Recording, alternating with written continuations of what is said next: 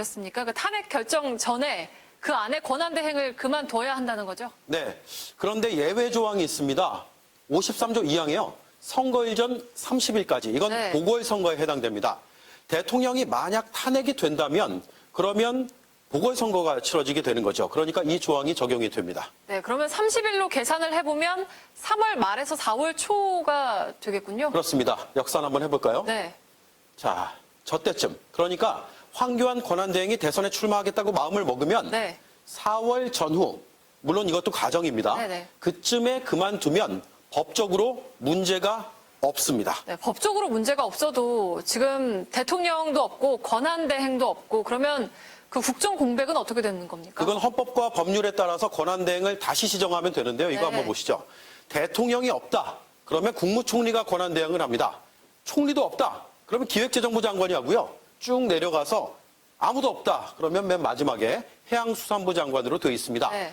대통령의 탄핵과 권한대행 출마가 겹친다. 그래서 대통령도 없고 총리, 권한대행도 없다라고 하면 유의로 기획재정부 장관이 권한대행을 이어받으면 됩니다. 네, 그러니까 말하자면 권한대행의 권한대행이 되는 건데 직함만으로도 좀 상당히 복잡해 보이는데요. 복잡하죠? 유의로 기획재정부 장관이 그러면 어떤 직함을 갖게 되느냐? 네. 이거 한번 보시죠. 헌법 71조와 정부조직법 12조에 의거해서 대통령 권한대행 겸 기획재정부 장관이 됩니다. 그리고요, 정부조직법 22조로는 또 다릅니다. 이건 국무총리 권한대행을 규정하고 있는데요. 네. 이 법에 따라서는 국무총리 직무대행 겸 기획재정부 장관으로 불리게 되죠. 네, 정리를 해보면 대통령 권한대행 겸 국무총리 직무대행 겸 기획재정부 장관이 되는 겁니까? 거기에요. 네, 그렇게 될 수도 네. 있고요. 근데 전례가 없어서 어떻게 부를지는 만약에 이게 현실이 된다면 부르는 것만으로도 호칭만으로도 또 다른 논란거리가 될 수 있을 것 같고 거기에 정부조직법 19조에는 이런 규정도 있습니다. 기획재정부 장관은 경제부총리를 경험한다. 이게 다가 아니군요. 네, 상당히 네. 복잡해지는 거죠. 물론 맞는 직책이 많더라도 국정 운영이 잘 된다면 상관은 없겠습니다만 이런 직함의 표현에서 보듯이 어느 정도의 혼란 불가피할 것 같습니다. 네, 그럼에도 법적으로는 일단 출마는 가능하고 그리고 대선 출마는 뭐 물론 개인의 자유로운 선택이니까요. 근데 이렇게 권한대행을 하다가 대선에 나선 과거 사례가 있습니까? 네, 한 차례 있습니다. 네. 박정희 전 대통령인데요. 네. 1961년에 5.16 군사 쿠데타가 있었습니다. 그리고 62년에 국가재건 최고회의의 의장이 됐습니다. 당시 법적인 근거가 국가재건 비상조치법이었는데 이걸 통해서 의장은 600일 넘게 대통령 권한대행을 맡았습니다. 네, 박정희 전 대통령이 권한대행을 했던 적이 있군요. 네, 저희도 취재하면서 뚜렷이 알게 됐는데 네. 1963년에 박정희 의장은 이 권한대행직을 유지한 채 대선에 출마를 했고요. 제5대 대통령으로 당선이 됐습니다. 네, 그럼 그때는 지금이랑 다르게 권한대행을 유지하고 출마를 하는 게 가능했습니까? 네, 아까 말씀드린 그 법이 좀 어려운데요. 국가재건 비상조치법이 근거인데요. 네. 그때 이 법은 헌법보다 우선시됐습니다. 그렇지만 당시 야당에서는 선거관리 업무까지 맡고 있는 권한대행이 그 직을 유지하고 대통령 선거에 나가는 것에 문제를 제기해서 선거 보이콧을 외치기도 했습니다. 물론 지금과 법과 제도와 정치적인 상황이 매우 다릅니다. 이 사례와 동등하게 비교할 수는 없겠죠. 그럼에도 이 전례는 권한대행의 출마로 개인의 참정권이 우선이냐, 선거 공정성이 우선이냐의 논란이 불가피할 수밖에 없다는 걸 보여주고 있기 때문에 제가 네. 보여드리는 이유입니다. 네, 그러니까 법적으로 가능하다 하지만 정치적 논란은 예상이 된다. 이렇게 정리를 해볼 수가 있겠군요. 팩트체크 오대영 기자였습니다.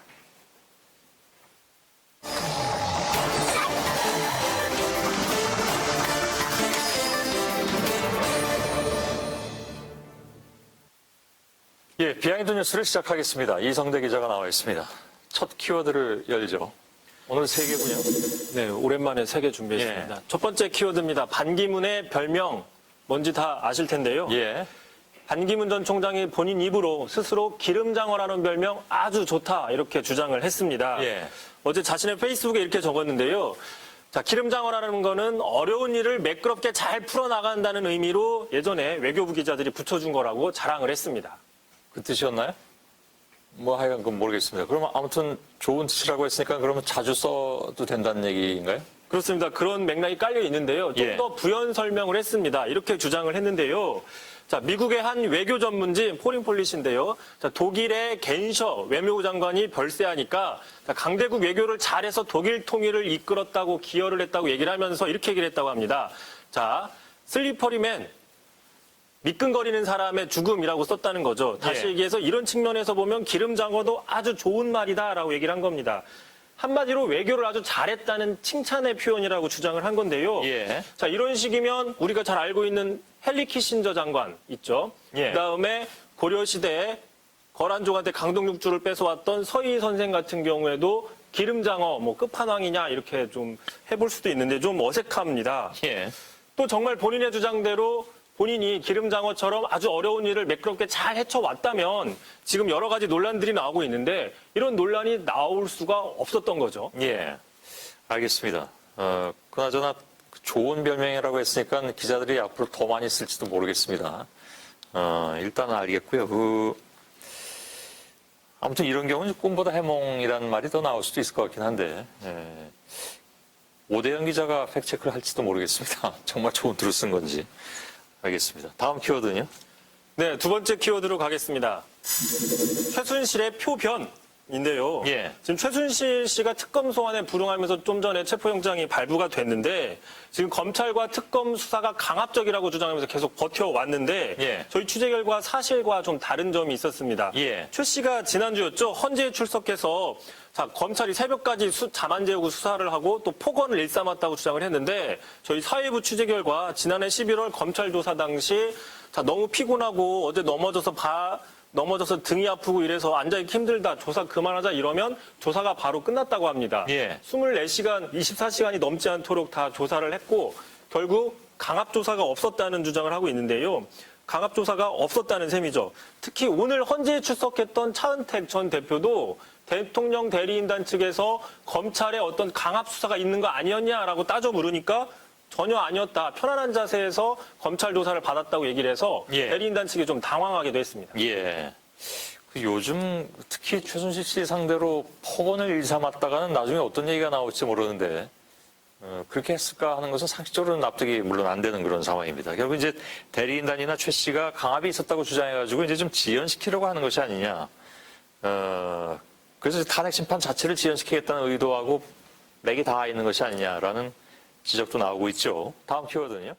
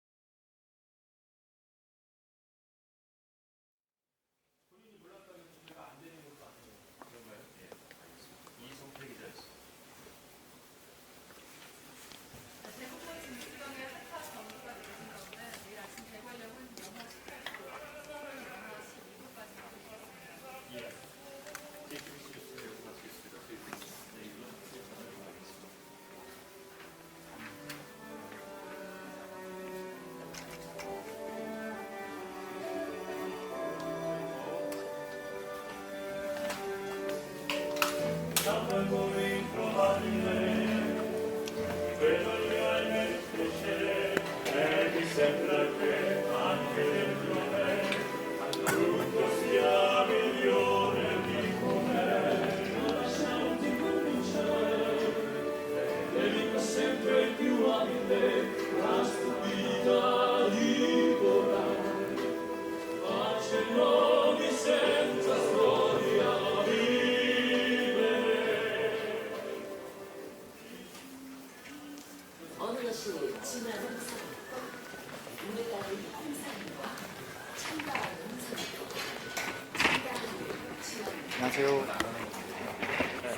라이브. 예. 오늘도 또 왔습니다. 네, 그쪽 안에. 예. 오늘 기자가 안녕하세요. 이번에 두 번째 아니에요? 예, 잘 못했었는데 오늘 나왔습니다. 예. 잘 못. 다가가서 앉겠습니다. 네. 스포트라이트라는 영화를 오늘 앵커 브리핑에서 소개해 주셨는데 예. 예. 언제 보셨나요? 저도 밤에 봤던 기억이 나는데요. 네, 본지 몇 달 된 것 같은데요? 네, 몇 달 됐어요. 근데, 네. 이게 마이크인가요? 네. 백종원 기자, 마이크는 있고. 본지 몇 달 됐습니다. 몇 달 되고, 오늘 콜롬비아 저널리즘 리뷰지의 편집장인가요? 그 양반이 쓴 걸 인용했잖아요. 그거는 지금은 기자를 그만둔 제 학교 제자 출신이 하나 있는데 그 친구가 멀리서 지금 다른 나라 가서 살고 있는데 보내왔더라고요. 그래서 인용했습니다. 기억나신 말이 저는 뭐 아까 인용하신 것처럼 왜 이렇게 늦게 왔느냐도 기억이 남는데 저는 예. 또 그 얘기도 기억이 남는 게 단편적인 조각보다 구조를 보도해야 된다라는 그 영화 대사가 있었거든요. 예. 그 대사가 기억이 나요. 그것까지는 저는 기억을 못합니다. 누구나 그 보고 느끼는 그게 다른가 보죠. 관점이 다르니까 기억하는 것도 다른 것 같네요. 근데 좋은 얘기네요, 그것도. 또 기억나시는 건 아니, 요즘은 나이가 들어서 기억력이 떨어져가지고. 그리고 그렇게 세상에 저는 다 인상 기억 깊었던 게 못하는. 그 기자들도 흔히 말하는 우리 언론 용어로 뻗치기를 하더라고요. 예. 그래서 사건 당사자 문 앞에 가가지고 하염없이 기다리면서 예. 뭐 대답을 해달라라고 하는 장면인데 예. 미국 기자나 한국 기자나 똑같구나 그런 생각을 했었습니다. 기자들이 제일 회의를 느낄 때가 뻗치기를 오래 할 때라고 하죠. 맞습니까? 뭐 회의까지는 아니고 힘들다고 느끼는 거예요. 예. 기약 없이 뻗치기 할 때가 많으니까. 저희 보도국의 모 막내 기자가 어제 똑같은 얘기를 했습니다. 뻗치기를 오래 하다 보니까 회의감을 느꼈다는 단어를 어제 똑같이 그래요? 저에게. 네. 그 친구한테 들은 얘기는 아닙니다. 예. 누굽니까, 그게? 비공개적으로 말씀드리겠습니다. 알겠습니다. 안나경 씨도 오늘 뭐 하나요? 아니요, 저는 하는 거 없습니다. 그러면 그냥 가기 좀 서운하잖아요. 예. 뭐 질문 한 가지 해주세요, 안나경 씨. 돌발 질문인데 그 네. 우리 손앵커가 하실 때 저쪽에 이렇게 서 계시던데 어떤 생각하면서 서 계세요? 이렇게 막 중얼중얼 하시는 것 같기도 하던데. 그걸 유심히 듣거나요. 예. 아니면 제가 이제 할 기사들을 보거나 앵커멘트를 중얼중얼 말을 합니다. 거의 뭐- 열심히 듣진 않아요. 예, 벽을 보고 막 자기 대사를 하는 듯한 그런 모습이었습니다. 안나경 씨는 끊임없이 연습합니다. 맞습니다. 자기 거는 굉장히 그렇게 하고 저를 유심히 듣진 않아요. 아닙니다. 유심히 듣고 들으면서 연습도 합니다. 등장인물이 지금 너무 많아져가지고 네. 막 좀 힘든 거나 그런 없어요? 등장인물이요? 네. 네, 네, 그렇죠. 복잡하게 얽히고 설켜 있으니까 힘들다기보다는 하루빨리 좀 해결이 됐으면 좋겠다라는 생각을 하고. 저희도 정말 좀 하루빨리 좀. 그래서 오늘 얘기도 언제 그럼 과연 이게 결론이 그래요? 날 것인가. 네, 마무리 될 것인가. 조금 그래요? 편하게 전망이 나. 왜냐하면 본 뉴스에서 하는 것보다는 좀 편하게 전망을 해보려고 합니다. 사실 이 타이밍에 난 이제 일어나서 나가야 되잖아요. 근데 본 뉴스하고 다른 전망이 나오나요, 혹시? 예를 들어서 뭐 몇 회를 변론을 하길래 네. 한 달까지는 안 늘어질 것이냐 그런 걸 계산을 말씀드리고 그럼 제가 아까 드렸던 예, 질문이잖아요. 예, 그런 것을 방송 좀 중에. 세세하게 예. 좀 쪼개가지고 몇 회 변론을 예상이 되는데 예. 무슨 변론을 할 거니까 대략 이렇게까지는 늘어지지 않을 것이다 이런 계산에 대해서 얘기를 해보겠습니다. 그런가요? 예. 그럼 남아서 그럼 듣고 있을까?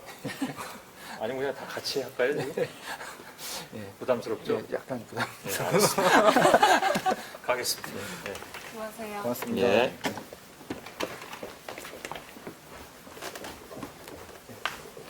네, 이서준 기자하고 한번 진행을 해보겠습니다. 예.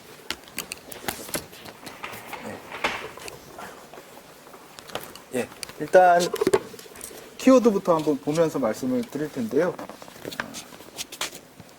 첫 번째 키워드는 39명입니다. 뭐 오늘 많이 뉴스에 나왔던 내용인데 국회 소추위원단이 어느 정도 증인 신청을 대통령실이 할 거다라고 예상을 했었는데 무려 무려 39명이나 오늘 새롭게 신청을 했습니다. 이게 놀라운 것은 오늘 새로 신청한 겁니다. 그러니까 정확히 말하면 신청서는 21일 날 들어갔다고 하는데 이제까지 뭐 증인 신문 같은 게 많이 진행됐잖아요. 근데 새롭게 39명을 앞으로 하겠다고 오늘 낸 겁니다. 그래서 굉장히 많은 숫자고 당연히 웬만한 언론에서 지연 전략이다, 고의적인 늦추기다 이런 얘기가 나오고 있습니다. 예, 원래부터 이렇게 39명의 얘기를 정말 들어야겠다. 저는 진정성이 있다고 하면은 이미 벌써 지금 탄핵 심판 진행된 지 얼마나 오래됐습니까? 네, 그러면 지금부터 계속해서 그런 사람 불러달라고 했으면 되는데 지금 와서 갑자기 이런 39명에 되는 사람을 불러달라고 하는 거는 누가 봐도 좀 진정성을 의심할 수밖에 없는 것 같거든요. 그렇죠. 그 2004년 노무현 탄핵 심판 때도 보면은 7차 변론에서 그때 끝났어요. 근데 오늘이 8차 변론입니다. 그러니까 뭐 수평 비교를 할 수는 없겠지만 8차 변론까지 왔는데 이제서야 39명을 새로 신청한다? 정말 좀 지연 전략이라고 볼 수밖에 없는 측면이 있습니다. 네, 뭐 사실상 뭐 지금 탄핵 심판을 다시 하자, 뭐 새롭게 다시 시작하자 이런 얘기인데 네. 저는 이걸 보면서 사실 그 저번에 제가 페북 라이브 할 때도 얘기했던 부분이긴 한데 저는 그 리처드 닉슨의 사임 연설을 다시 한번 좀 봤으면 좋겠어요. 리처드 닉슨이 사임 연설을 보면은 개인적으로 정말 억울하다. 또 나는 어떤 거를 중도에 포기해 본 적이 없는 사람이다. 하지만 대통령으로서 국익을 생각해야 되는데 이 미국이란 나라가 이 자신의 어떤 억울함 또 자신의 이슈의 모든 것들이 다 쏟아지는 거는 국익에 반한다. 그렇기 때문에 나는 사임한다. 이렇게 얘기를 했거든요. 그거와 정반대의 모습을 지금 보여주는 거거든요. 뭐 중도 사임 지금 기대하지도 않습니다. 그런데 자기의 어떤 개인적인 억울함이 없나 아니면은 그런 변론을 위해서 어떤 국익적인 면은 전혀 생각하지 않고 굉장히 오래 끌 생각만 하고 있는 게 아닌가. 그게 박근혜 대통령 측의 현재 전략이 아닌가. 그건 좀 안타까운 부분입니다. 그렇죠. 그래서 다음에 보여드릴 키워드가 25일, 이틀 후 수요일입니다. 9차 변론인데 이때 이 아까 말씀드린 39명 중에 6명을 빼고 이미 확정한 6명을 빼고 몇 명을 증인신문을 할지 결정하는 날인데요.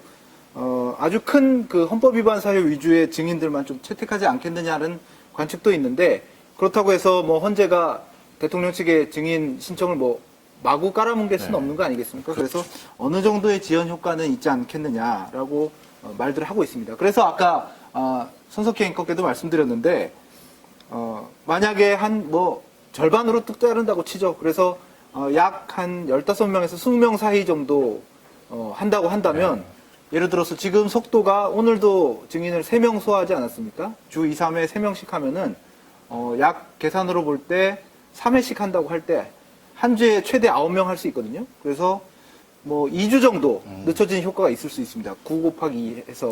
그러니까 뭐 쉽게 말하면은 뭐 이걸 다 들어줄 거라 기대는 하지 않지만 일단 세게 던져놓고 네. 거기에서 조금이라도 받아주면은 그만큼의 지연이 기대된다. 네. 뭐 이런 걸 좀 기대했을 수 있겠네요. 그렇죠. 짧으면 한 뭐 변론 2, 3회 정도, 많으면 한 1, 2주 내지는 2, 3주 정도 지연시키는 효과가 있을 것 같긴 합니다. 그렇지만 이 본질을 좀 판단하는 데는 좀 불필요한 과정이 아닐까 싶습니다. 마지막 키워드, 제가 소개해드린 마지막 키워드, 김기춘입니다. 지금 블랙리스트 수사를 받으면서 구속이 됐는데 2월 1일이죠. 그래서 2월 1일 증인으로 채택이 됐습니다. 그래서 구속 이후에 아마 본인이 뭐 특검 수사를 받으려는 과정 이런 게 아니면 언론에 나오는 좀 큰 자리가 될 것 같은데 2월 1일 날 김기춘 전 실장이 나와서 헌재에서 증언을 하게 됩니다. 과연 어떤 말을 할지 단순히 뭐 이렇게 걸어가는 때 기자들이 질문하는 것처럼 뭐 묵비로 일관할 수는 없을 것 같아요. 그래서 헌재 증언에서 어떤 얘기를 할지 나는 뭐 정말로 몰랐다라든가 그런 주장을 좀 구체적으로 펼칠지 주목이 되고 있습니다. 국회 청문회에서 공개됐던 그 모습을 보면은 그 당시에는 모든 걸 다 모르쇠로 하고 기억이 안 난다 뭐 이런 식의 대응만 보면서 저희가 얼마나 속 터지지 않았습니까? 근데 지금 어느 정도 이 블랙리스트 혐의가 소명이 돼서 구속이 된 상태이기 때문에 자신도 절대 그 부인할 수 없는 부분들이 있는 거죠. 블랙리스트 부분에서. 근데 지금 특검이 블랙리스트뿐만 아니라 이 김기춘 전 실장의 어떤 광범위한 직권남용 전반에 대해서 수사를 하고 있고 그런 부분들을 지금 김 전 실장에게 제시하고 있는 상황이기 때문에 그 국회 청문회하고는 좀 다른 모습을 보여줄 수 있을 저도 것으로 정말 기대합니다. 이서준 기자 말에 공감을 네. 하는데 헌재에 나와서는 아마 완전히 그렇게 모르쇠로 할 수는 없을 거예요. 왜냐하면 뭐 여러 가지 수사 자료라든지 현재 재판관들이 9명이나 되는데 궁금한 것들을 막 물을 거 아닙니까? 그리고 소추위원단도 물을 거고 그렇기 때문에 단순히 모른다라고 하기에는 굉장히 위축될 수가 있고 이제는 좀 어느 정도까지는 자기가 인정을 하면서 좀 자기를 변호하는 그런 입장을 나타낼 가능성도 좀 있어 보입니다. 오늘 유진용 전 장관의 말을 잘 들어보면은 특검이 얼마나 증거를 갖고 있는가를 좀 이렇게 유추해 볼 수 있거든요. 네. 근데 유진용 전 장관의 말을 들어보면은 자신이 문체부 공무원들한테서 최대한 자료를 자료를 끌어모아서 끌어다가. 갖다 네, 냈다고 했고, 그 다음에 자신이 기대하지도 못했던, 전혀 생각지도 못했던 자료까지 특검이 갖고 있다 했거든요. 그 말인 즉슨, 한 조직을 압수수색했을 때 그 조직이 내놓고 싶지 않아 하는 자료들까지도 압수수색에 확보를 했고, 또 숨겨놨을 수도 있었던 자료를 그 문체부 공무원들의 협조를 받아서 확 모아서 제출을 받았기 때문에 이 김기춘 전 실장이 소위 말해서 요즘 말로 빼박캔트라고 하죠. 네. 네. 빼박도 못하는 지금 상황에 몰리지 않았을까. 그래서 전혀 다른 모습을 좀 보여줄 거로 좀 기대는 그게 됩니다. 말씀이 맞는 게 네. 유진용 전 장관만 해도 뭐 흔히 말해서 찍혀서 나간 사람 아닙니까? 그래서 굉장히 뭐 내부자라고도 할 수 있는데 한때 내부자였는데 내부자로서 뭐 수사로서 얻을 수 있는 정보 말고 내부자로서 얻을 수 있는 그런 제보나 증언 같은 것을 많이 그쵸. 예, 예. 확보를 해서 아마 특검에 전달한 예. 모양이에요. 예. 예. 예. 키워드 이서준 기자가 소개해 주시죠. 일단 저는 이제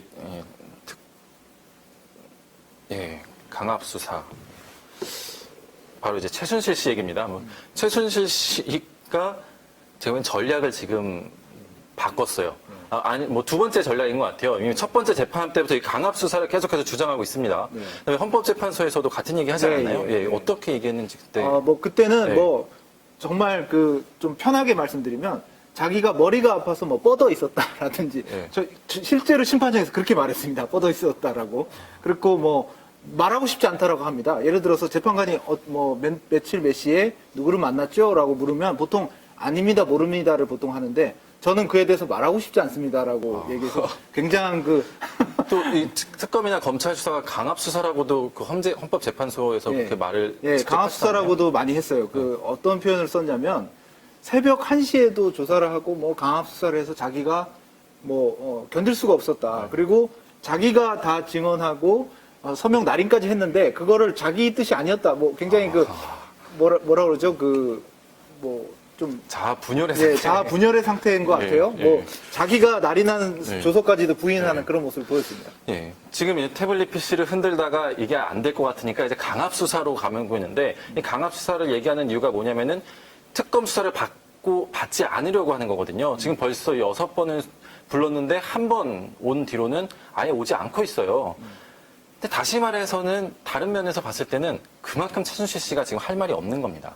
만약에 자신이 정말 억울하다고 한다면은 지금 이 특검 수사에 적극 소환이 돼가지고 네. 자신의 입장을 전달하려고 할 테고 변호사를 통해서 논리를 전개하려고 할 겁니다. 네. 근데 아예 전면 거부를 하기 위한 방법으로 이 강압 수사를 얘기하고 있는 거거든요.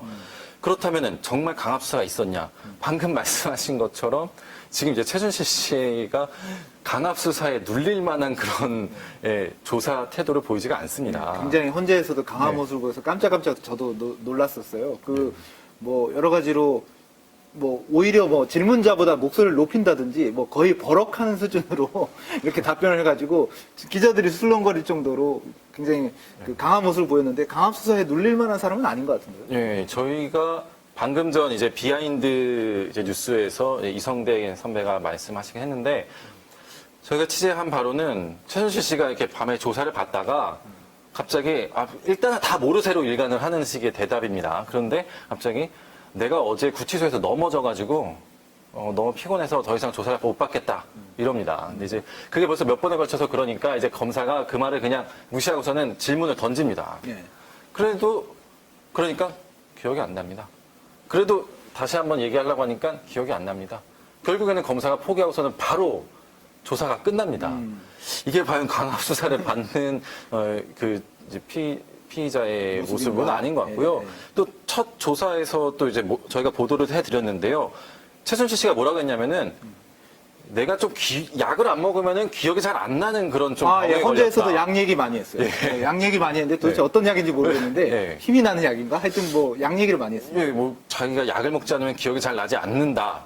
그런 병에 걸렸다고 하면서 다 다 기억이 안 납니다. 그랬습니다. 심지어 미르재단에 대해서 뭐냐 물어봤을 때 뭐라 대답했냐면 언론에서 그런 재단을 들어본 것 같습니다. 이렇게 얘기를 했거든요.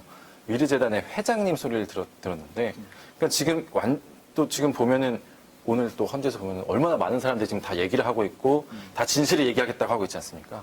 근데 오늘 또 차은택 씨가 방금 전 보니까 이 강압 수사에 대해서 그렇지 않다라고 또 헌법재판소 얘기를 했다는데요. 네, 그렇죠. 차은택 씨는 지금 비교적 그 자신의 이제는 뭐 시대의 뭐 그런 거에 응하기 위해서 수사에 적극 협조하고 있다고 하고 있고 뭐 강압 수사 이런 거는 맞지 않는다고 생각한다고 했고 본인 스스로도 뭐 굉장한 그 최순실 씨의 위세를 느꼈고 대통령하고 수시로 통화하는 모습을 보면서 굉장히 그 흔히 말하는 힘이 센 사람이다라고 실감했다고 해요. 그런 얘기를 오늘 증언을 쏟아냈는데 강압 수사에 눌릴 사람은 아닌 것 같습니다. 예. 자, 그다음은 이제 체포영장 체포영장. 예. 예. 오늘 발부가 됐습니다. 예. 예. 그러니까 특검이 이런 강압 수사를 내세우면서 조사를 거부하고 있는 최순실 씨에 대해서 꺼낸 카드입니다. 압박 카드군요. 예. 근데 체포영장의 혐의는 일단은 그 이화여대 관련 이제 부분 혐의인데요. 특혜 관련 혐의인데요. 자, 좀 궁금해 하시거나 좀 이렇게, 좀 이상하게 생각할 수도 있어요. 이미 구치소에 gat혀 있는데, 최순실 씨는. 예. 근데 왜 또 체포를 하는 영장이 필요하지? 라면서 좀 궁금해 하실 텐데요. 조금 설명을 해드리면은, 지금 현재 이 최순실 씨가 구속된 이 구속영장은 이 특검이 아니라 일단 중앙지검 특별수사본부에서 청구해가지고 발부받은 거고, 그다음에 혐의도 다른 혐의로 발부받은 거고, 또 그 기간도 지났기 때문에 그 구속 기간도 지났기 때문에 현재로서는 구속만 돼 있는, 그 구속돼서 구속 재판을 받고 있는 상태일 뿐인 겁니다. 그렇기 때문에 특검에서는 이 최순실 씨에 대해서는 완전 새롭게 이제 구속영장을 체포영장을 하기 전까지는 일반 참고인과는 똑같은 거죠. 그러면 체포영장을 이제 집행을 하면 뭐 흔히 말하는 뭐 난 이제 피곤하니까 조사 못 받겠어 이런 거는 안 되는 겁니까? 그렇죠. 이 체포영장이나 구속영장에 담겨 있는 의미 중에 하나가 잡아올 수도 있는 것도 있지만 구인도 가능한 거든요. 구인. 강제로 데리고 올 수 있는 권한도 이제 이 특검에게 주어지는 거거든요. 그렇기 때문에 못 온다고 해도 가가지고 영장을 제시하고서는 데려올 수가 있습니다. 예. 물론 뭐 증언 자체를 뭐 강요할 수는 없겠지만 적어도 성실하게 조사를 받게 하는 데는 의미가 크다라고 할 수 있는 네. 거죠. 근데 또 이제 체포영장도 이제 시간이 48시간으로 제한되기 때문에 일단은 집행을 하겠다고 선언하는 순간부터 딱 이제 시간이 돌아가는 겁니다. 이제 모래시계가 거꾸로 돌아가는 겁니다. 48시간. 그렇기 때문에 오늘 특검은 집행을 하지 않았어요. 왜냐하면 내일 재판이 있지 않나요? 최순실 씨? 예. 탄핵 그 형사 재판이 내일하고 있기 때문에 분명히 재판의 이유로 안 나올 거기 때문에 또 이유를 댈 것이기 그렇죠. 때문에 그래서 재판이 아예 없는 날 가장 최적의 시간을 그렇죠. 뽑아서 예. 최적의 시간에 최적의 조사를 하겠다 그런 얘기로 할 수 있겠네요. 그렇죠. 예, 그렇게 할 걸로 이제 보이는데요. 자, 그러고 나서 구속영장까지도 청구를 할지는 지켜봐야 할 것 같습니다. 그러면 그때부터는 이제 이 구속 기간 동안 계속 불러가지고 최순실을 조사할 수가 있습니다.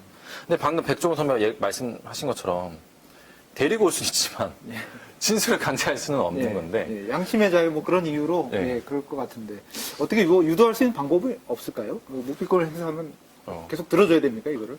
일단 이경재 변호사가 얘기를 했습니다. 아니 우리 최순실 씨를 조사를 하고 싶으면 영장을 쳐라. 그래가지고 체포영장을 뭐 청구해라, 발부받아라 라고 했고 그다음에 체포영장이 발부가 되면은 나는 최순실 씨한테 묵비권 행사라고 법적인 조언을 해놨다. 이렇게 얘기를 한 바 있거든요. 법논리적으로 틀린 얘기는 아닌 것 같긴 그렇죠. 한데 네. 조금 뭐랄까 성실한 조사 그리고 국민의 열망을 고려한 그런 태도는 아닌 것 같네요. 그렇죠. 전혀 아닌 거죠.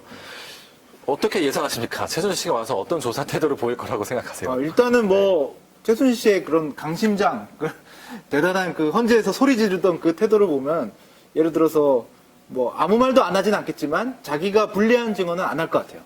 예. 일단은 아무 말도 안 하고 모르쇠로 일관하고 이럴 것 같은데요. 그럼에도 불구하고 이 특검이 최순실 씨를 이렇게 영장까지 발부받아서 조사를 하려는 이유는 있습니다. 아예